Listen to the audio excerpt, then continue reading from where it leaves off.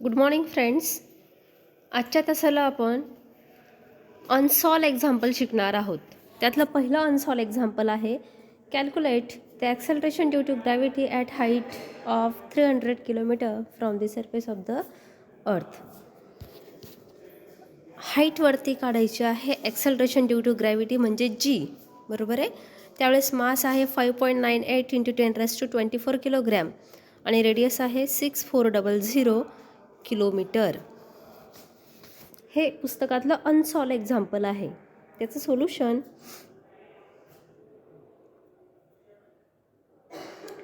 ह्या ठिकाणी height H आहे 300 किलोमीटर. किलोमीटरचं कन्वर्शन आपण मीटरमध्ये केलं तर ती किंमत आली 0.3 इंटू 10⁻6 मीटर.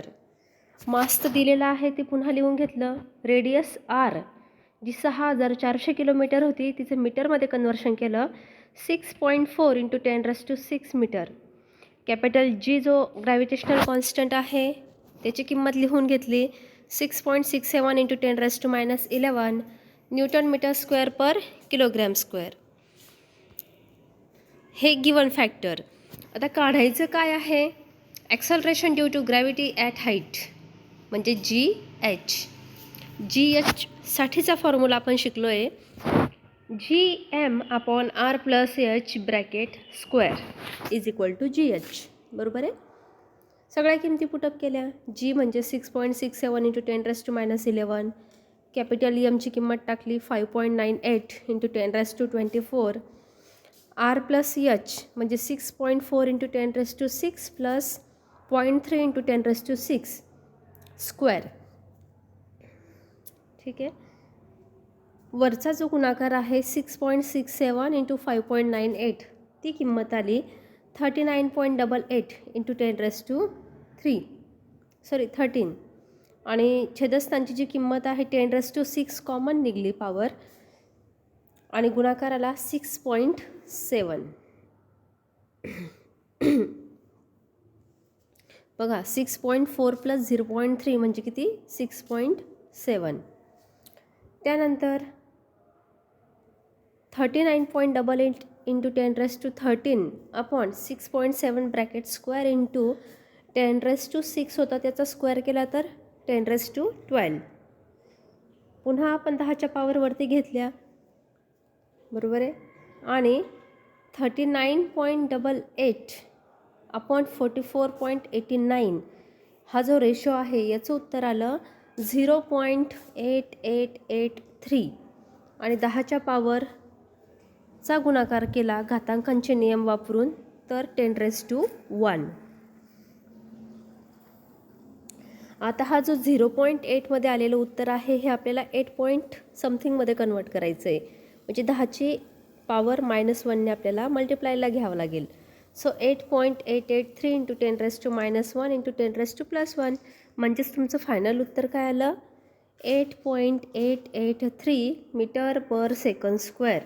बघा ॲक्सेलरेशन ड्यू टू ग्रॅव्हिटी आहे म्हणून SI युनिट मीटर पर सेकंड स्क्वेअर. फ्रेंड्स पुढचं एक्झाम्पल आहे.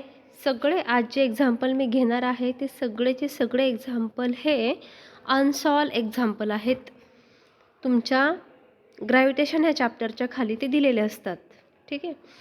So calculate the value of acceleration due to gravity on the surface of Mars if radius of Mars 3.4 into 10⁻³ kilometre and its mass 6.4 into 10⁻23 kilogram.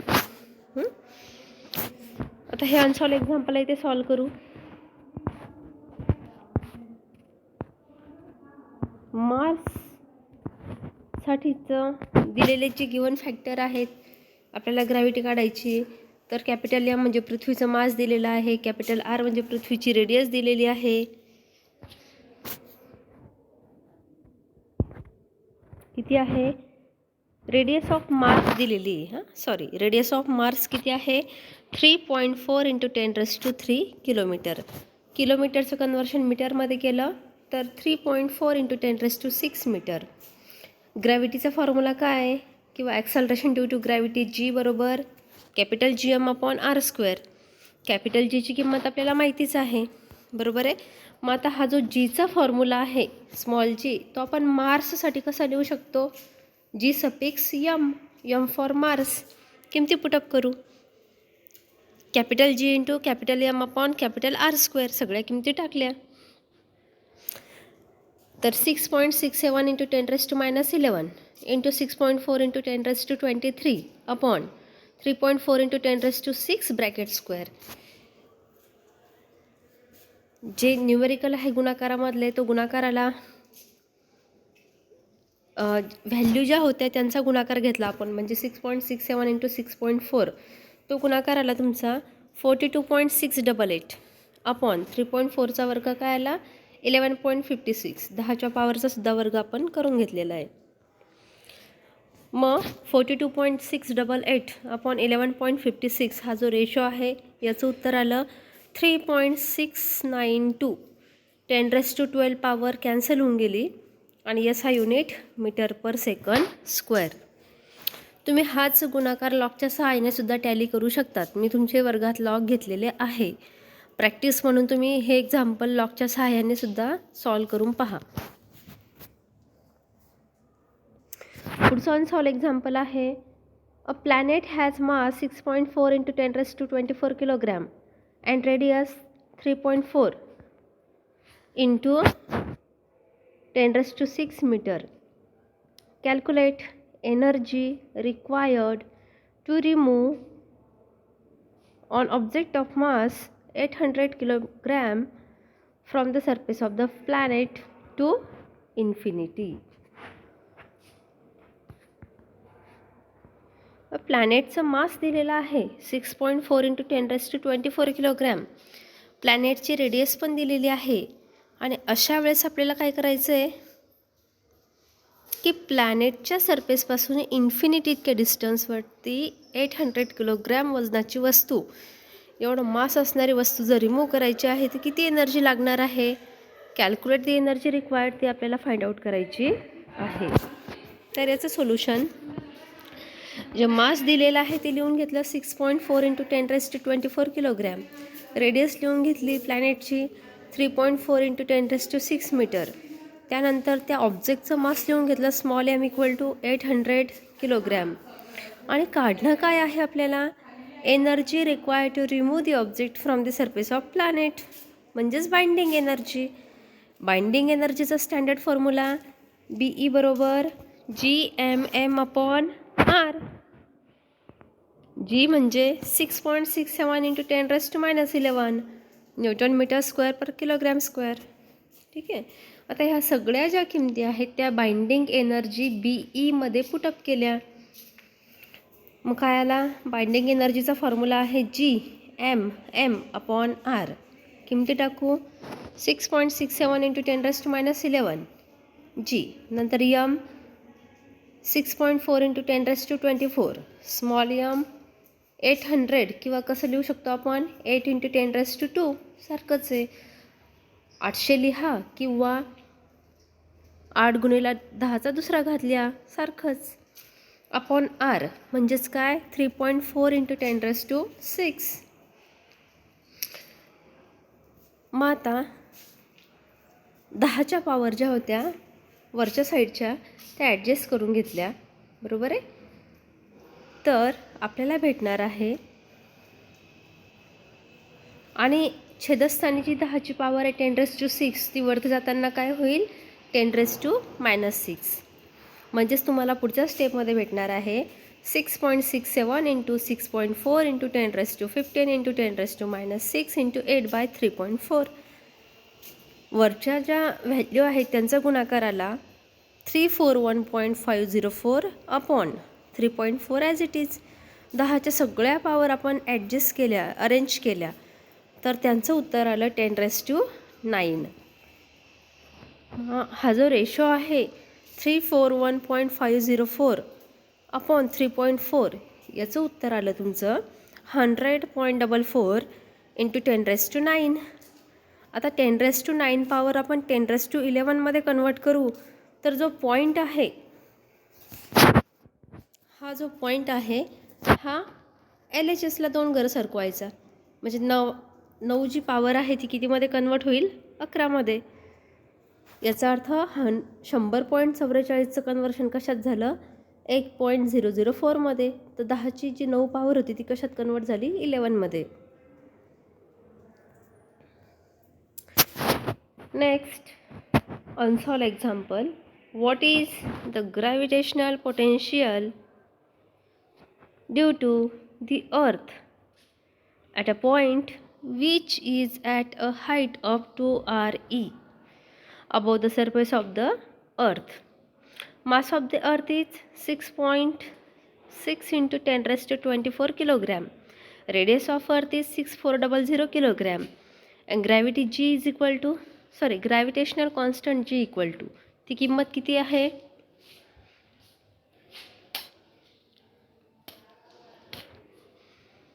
6.67 into 10 raised to -11 newton metre square per kilogram square. सगळ्यांनी example पुन्हा एकदा वाचा आणि एक्झाम्पलमध्ये काय काय दिलेलं आहे त्याच्यावरती कॉन्सन्ट्रेट करा. ठीक आहे. तर गिवन फॅक्टर सगळ्यांनी लिहून घ्यायचे आहेत. तुम्हाला दिलेल्या फॅक्टरमध्ये आहे मास. ठीक आहे. m equal to 6 into 10 raised to 24 kilogram. त्यानंतर रेडियस दिलेली आहे. रेडियस अर्थसाठीची म्हणजे R∈E ती व्हॅल्यू आहे 6400 किलोमीटर. त्याचं कन्व्हर्शन आपण मीटरमध्ये करू. म्हणजेच काय होणार आहे? 6.4 into 10 raised to 6 मीटर. त्यानंतर कॅपिटल जीची व्हॅल्यू, कॉन्स्टंट व्हॅल्यू लिहून टाकली. 6.67 into 10 raised to -11 newton metre square per kilogram square. आणि हाईट जी दिलेली आहे ती हाईट किती आहे? h is equal to 2re. काय काढायचं आहे आपल्याला? ग्रॅव्हिटेशनल पोटेन्शियल म्हणजे v equal to question mark. ठीक आहे. मग आता व्हीचा फॉर्म्युला काय असतो? -gm/r. स्मॉल r म्हणजेच काय? r plus h. बरोबर आहे.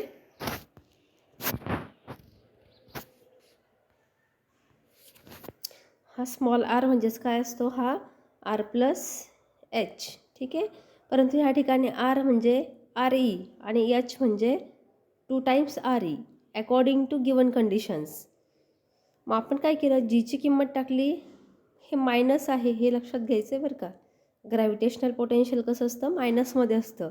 सो मायनस जीची किंमत टाकली 6.67 इंटू 10 raised to -11. एमची किंमत टाकली 6 इंटू 10 raised to 24. ठीक आहे. त्यानंतर RE प्लस ट्वाईस RE म्हणजेच काय झाला तो? हा 1 आणि हा 2 म्हणजे किती झाला? 3. बरोबर आहे. So thrice into RE. REची किंमत किती आहे? 6.4 इंटू 10 raised to 6. सगळ्या किमती आपल्याकडे अवेलेबल आहेत. आपण फक्त कॅल्क्युलेशन्स परफॉर्म करू.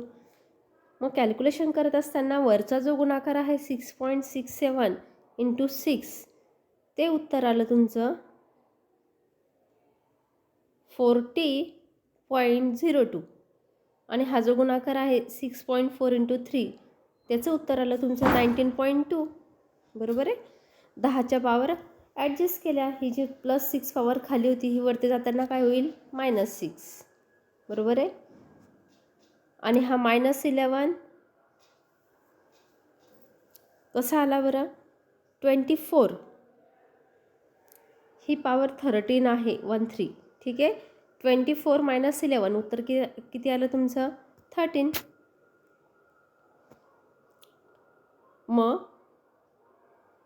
हा जो रेशो आहे 40.02/19.2 याचं उत्तर येतं तुमचं 2.084. बरोबर आहे. आणि 10ची पॉवर 13 - 6 म्हणजे किती? 7. तर फायनल उत्तर आलं 2.084 इंटू 10 raised to 7 जूल. कळतं आहे? सोपं एक्झाम्पल आहे.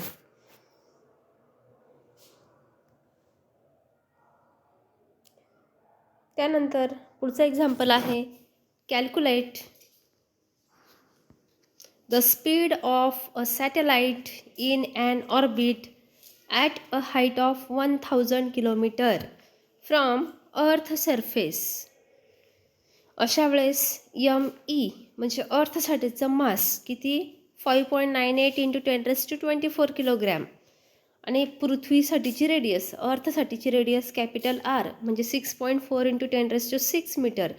ह्या व्हॅल्यू तुम्हाला प्रश्नातच दिलेल्या आहेत. आपल्याला काय काढणं आहे स्पीड ऑफ सॅटेलाईट बरोबर आहे आणि तोही कुठे हाईटवरती जवळपास 1000 किलोमीटर हाईटवरती. सगळ्यात पहिले काय करू गिवन फॅक्टर लिहून घ्यायचे. ठीक आहे गिवनमध्ये काय दिसतंय तुम्हाला हाईट 1000 किलोमीटर म्हणजेच 10⁻³ किलोमीटर. किलोमीटरचं कन्वर्शन मीटरमध्ये केलं तर काय झालं 10⁶ मीटर. त्यानंतर ME दिलेलंच आहे 5.90 इंटू 10⁻24 म्हणजेच जवळपास किती 6 इंटू 10⁻24 किलोग्रॅम. R दिलेलं आहे 6.4 into 10⁻³ kilometre.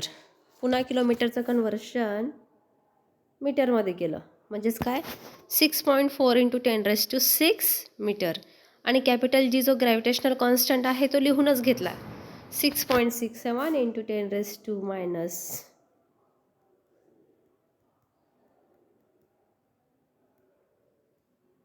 6.67 into 10⁻11 newton metre square per kilogram square. आपल्याला काढायचं काय आहे VC बरोबर आहे स्पीड ऑफ सॅटेलाईट. तुम्ही म्हणणार तो VCनेच का दाखवला. सॅटेलाईट हा आपल्या पृथ्वीभोवती रिव्हॉल्व होतो आहे सर्क्युलर ऑर्बिटमध्ये आणि सर्क्युलर ऑर्बिटमध्ये रिव्हॉल्व होत असल्या कारणाने त्या सॅटेलाईटची जी व्हेलॉसिटी आहे ती असेल critical velocity. C for critical V for velocity. So VC we have to find VC. मग त्यासाठी आपण VCचा फॉर्म्युला कन्सिडर केला. क्रिटिकल व्हेलॉसिटीचा स्टँडर्ड फॉर्म्युला आहे √GM/R. आता त्यातल्या त्यात स्मॉल r म्हणजे काय असतो कॅपिटल R प्लस H. Gची किंमत टाकली 6.67 इंटू 10⁻11. Mची किंमत टाकली 5.98 इंटू 10⁻24 आणि R प्लस H बरोबर आहे हा प्लस आहे लक्षात घ्यायचं आहे हा काय आहे प्लस.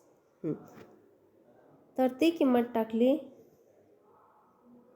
लक्षात घ्या इथे जी किंमत आहे R प्लस H तुम्ही वरती जाऊन पहा. R म्हणजे काय आहे 6.4 इंटू 10⁻6 आणि H जी हाईट आहे ती आहे 10⁻6 बरोबर आहे.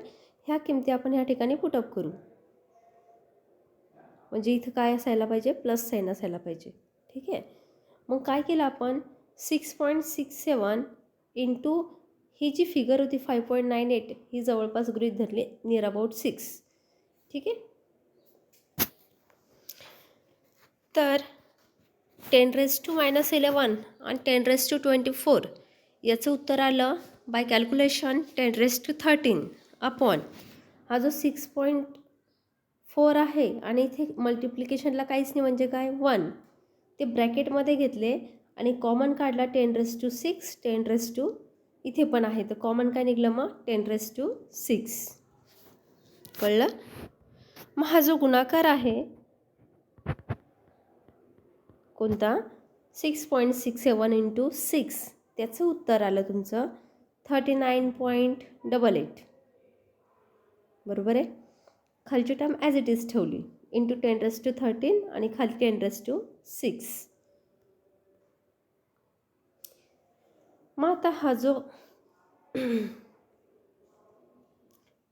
गुणाकार आहे तुमचा ठीक आहे जर तुम्ही पृथ्वीचं मास 6 इंटू 10⁻² कन्सिडर करत असाल तर त्यावेळेस ते उत्तर येईल 40.02 अपॉन 7.4 आणि तुम्ही 5.98 जर कन्सिडर करत असाल तर वरचा गुणाकार येईल 39.88 अपॉन 7.4 ॲज इट इज बरोबर आहे.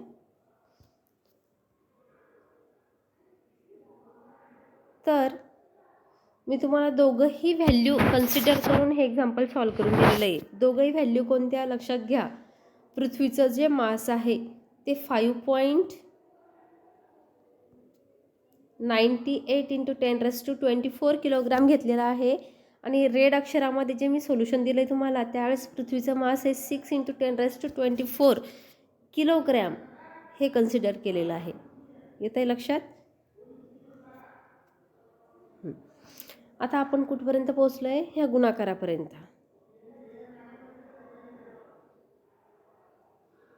आणि जर आपण मास हे 6 मध्ये कन्सिडर केलं तर हा गुणाकार असेल.